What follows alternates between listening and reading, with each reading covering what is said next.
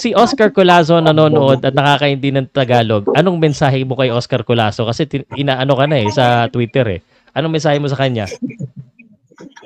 Hello, champ. Kumusta? Handa na akong makaharap pa ulit sa ibabaw ng ring. Kasi dahil sa'yo, mas lalo pa akong naging matatag at nagsusumikap para makagati sa ulit sa iyo. Kaya ngayon, ito na yung time na magkaharapan tayo muli. Kaya paghandaan ko talaga na magbibigay ko ng magandang laban at ipanalo yung laban ko para sa Pilipinas. Yon. May nag-request kung kaya mo daw i-English. English? Pwede rin. Sige, try mo. Hindi, para daw maintindihan ni Oscar Colazo. Ay, hindi ba English yun? Kaya? Ha? Kaya.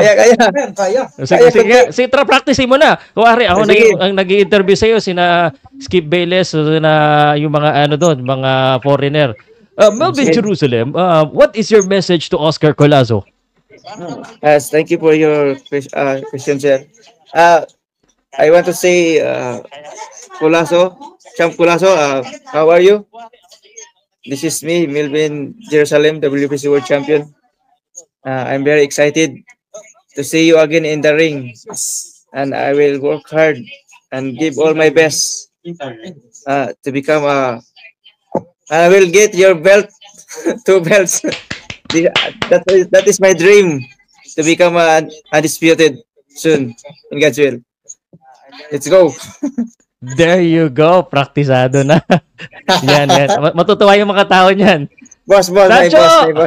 Tacho. Hey, kamusta? Mabuti. Ayo.